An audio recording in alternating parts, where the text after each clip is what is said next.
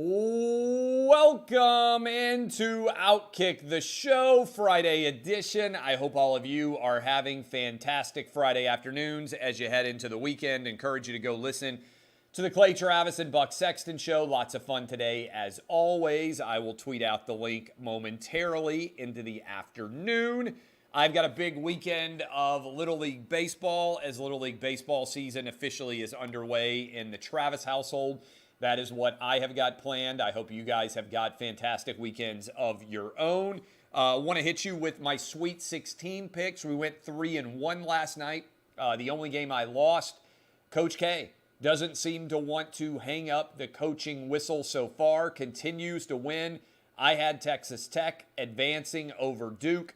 Instead, Duke took down Texas Tech, advanced to the Elite Eight to take on the Arkansas Razorbacks. But we hit the other three, solid 3-1 night in the Sweet 16. Here are my four picks tonight. I've got St. Peter's plus 13 against Purdue. I've got Providence plus 7 against Kansas. I've got UCLA minus 2.5 against UNC. And I'm going to take Miami minus 3 going up against Iowa State. Those are my Sweet 16 picks for tonight. Again, St. Peter's, Providence, UCLA, and Miami all against the number. You can get your bets in at fanduel.com/clay. That is fanduel.com/clay.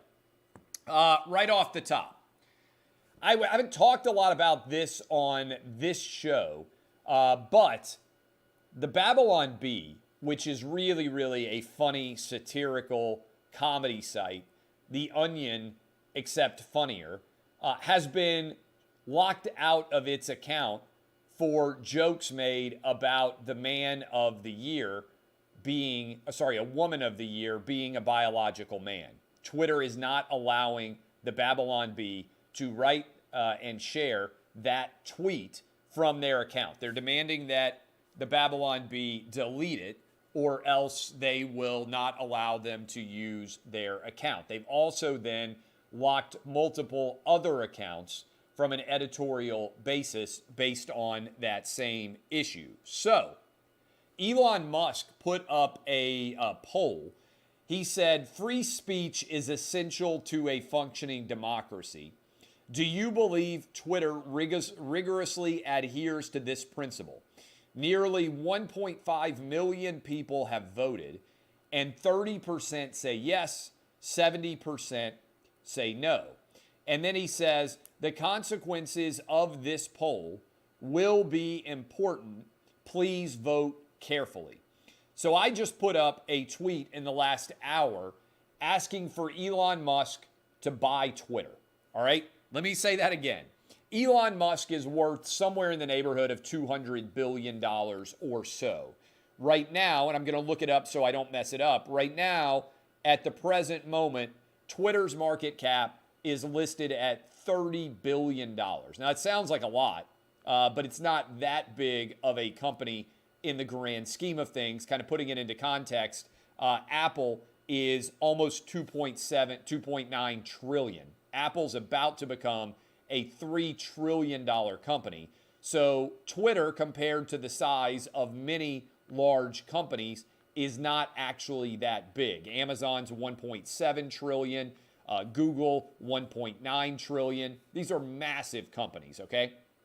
So my argument is, in order to end up with the best possible outcome for Twitter, which is, look, I don't care what opinions you have.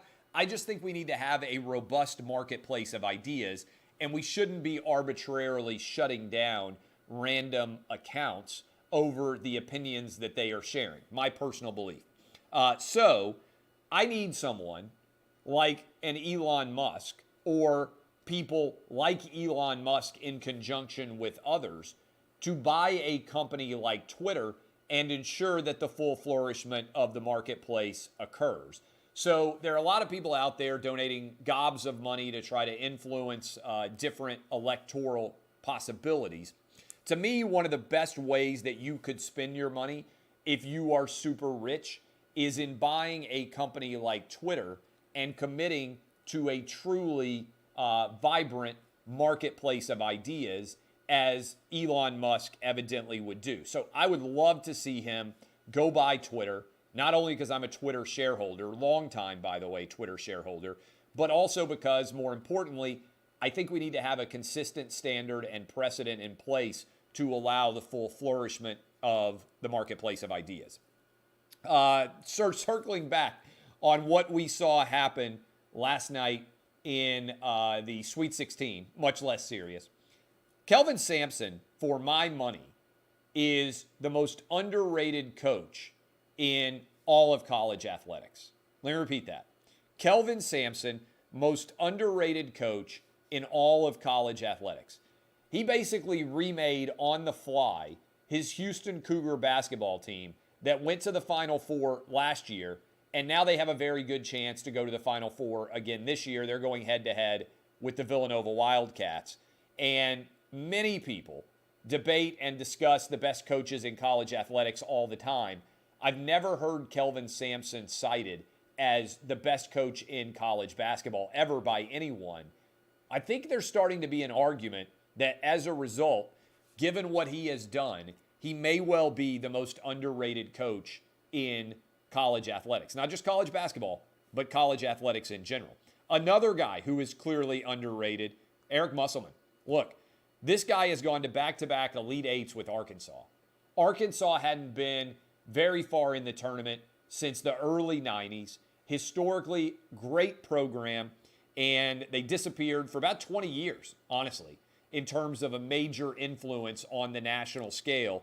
And then last night, boom, Eric Musselman, back-to-back Elite Eights, pulls off the upset over Gonzaga. They were a double-digit underdog against Mark Few's team, and yet they found a way to get it done. Incredible performance by Arkansas. If you are a Razorback fan, you have got to be thrilled based on what you saw and what happened in that game last night. Back-to-back Elite Eights, Eric Musselman, congratulations to Arkansas Razorbacks. Incredible role that they are on. As a University of Tennessee fan, only been to one Elite Eight in my life. Been to a few Sweet 16s. I got to say, watching Michigan play Villanova last night, sick feeling in my stomach. That should have been the University of Tennessee, up 6 with the ball, under roughly 8 minutes to play, and completely collapsed and gave away that game. Super difficult to watch the way that that went down.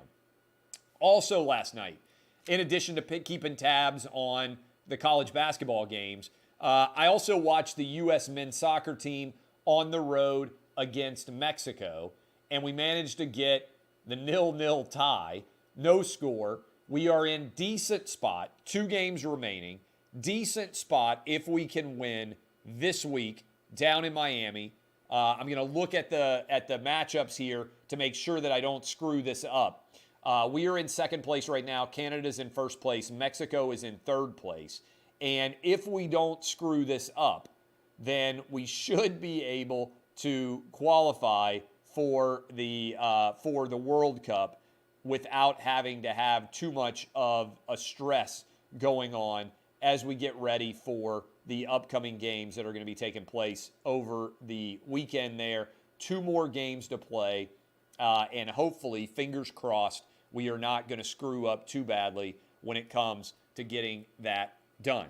All right, a couple of other stories that are out there. Deshaun Watson officially met the media in Cleveland. Now, I was not able to watch that meeting live because I was on air with the Clay Travis and Buck Sexton show. Tried to follow it on Twitter.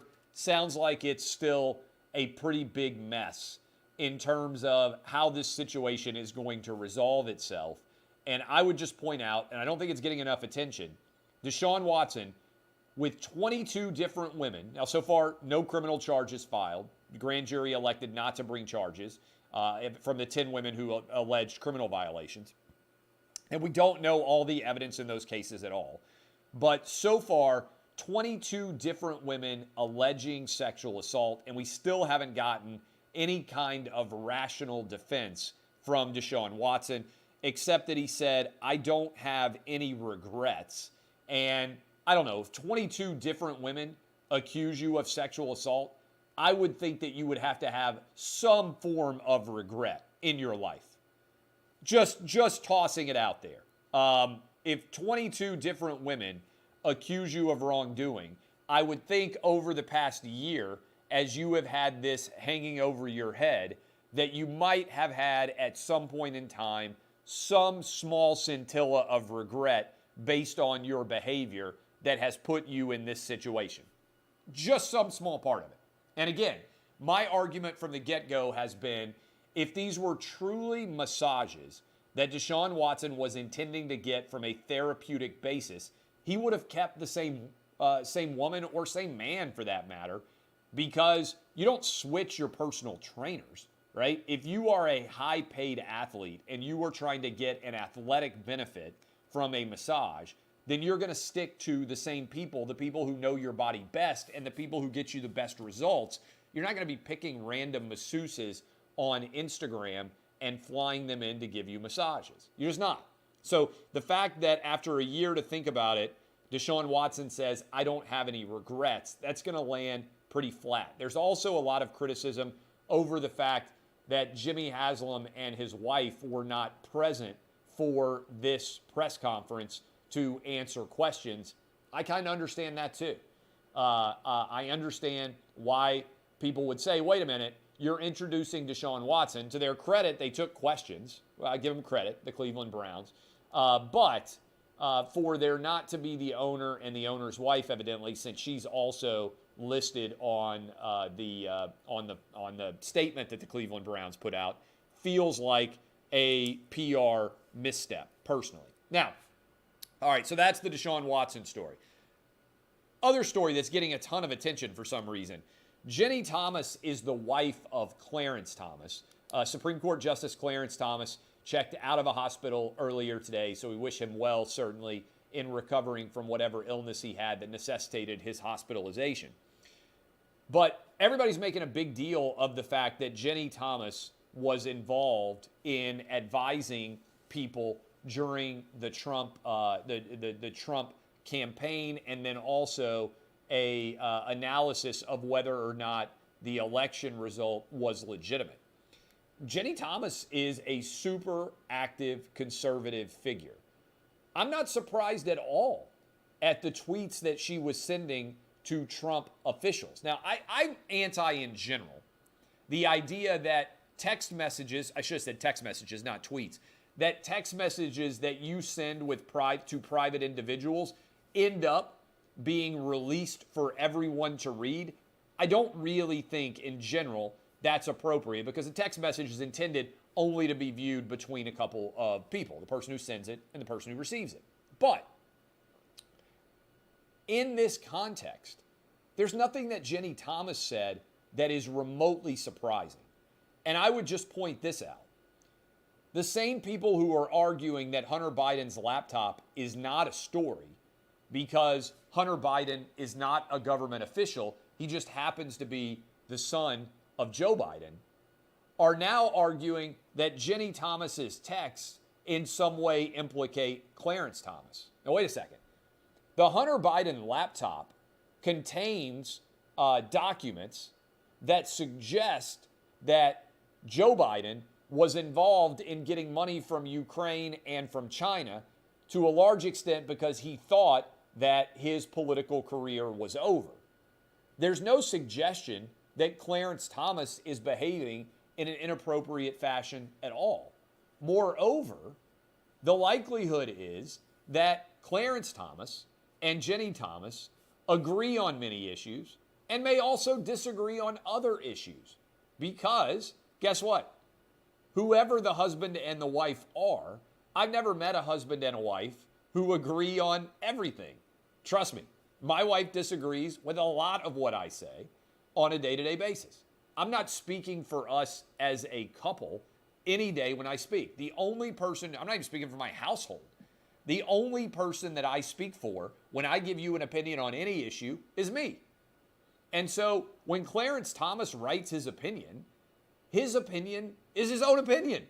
It's not his wife's opinion. So people are saying he needs to recuse himself from the Supreme Court because his wife is involved in a large degree and advocating for political causes that she believes in, this is madness. This is absolute madness, because what it presumes, if you follow forward, is that Ginni Thomas isn't entitled to her own opinions because her husband has a prominent job. Well, that's not true. They're together, they're married, but Clarence Thomas doesn't cancel out Ginni Thomas's ability to speak on issues that matter to her. It's not how American democracy works. And in fact, it's highly suspect to me that you would argue a woman can't speak because her husband's opinion is so much more important than hers, that if she speaks, it could implicate what his opinion is. I just disagree with that wholeheartedly, and I can't believe that it's being argued in any way. Finally, I want to give an endorsement that I'm not being paid for at all. I absolutely love Costco pizza. If you are ever in the Nashville area, you may see me and my two youngest boys go into Costco to walk through Costco, maybe look and see what books are available. I love Costco. It's like the only place that I shop. Maybe see me walking through, trying a couple of samples, maybe see me buying a couple of things. I take my boys all the time to Costco in between soccer practice, baseball practice, basketball practice. We got some time to kill, and we want to get a quick meal. We go in and eat Costco pizza all the time. I go with the pepperoni. My two youngest boys, one gets the cheese, one gets a pepperoni. We get the churro, and we each get our own drink, and it's like $11. The greatest value that exists in food today that you can eat, right, present in that physical location, Costco pizza, the greatest single value. Everybody's trying to save money right now. Let me just tell you this. There is no better dollar-saving opportunity than Costco pizza. It's the real deal. Number one. Now, I understand some of you are going to say, hey, you also can get the hot dog, foot-long hot dog at Costco. Respect it. Not as good as the pizza, all right? The pizza is an incredible value. The slice of pizza, massive. It's like 2 slices if you buy the full pizza. I just want to endorse Costco pizza wholeheartedly. I love that place. I don't get paid anything for it. Costco is like the only place in America I shop. I shop at Costco and I shop at Amazon. It's the only 2 places I buy anything. So I hope you guys have fantastic weekends. I'm going to go finish the Friday Outkick mailbag now. I'm going to go get my kids, run out to go practice for baseball. That's my entire weekend of activities. I love all of you. Appreciate all of you. Hope you have fantastic weekends. Go subscribe to this podcast. I love especially all the YouTube commenters. You guys are fantastic. Go give us 5 stars for Outkick the Show. Go subscribe to the Clay and Buck Show as well.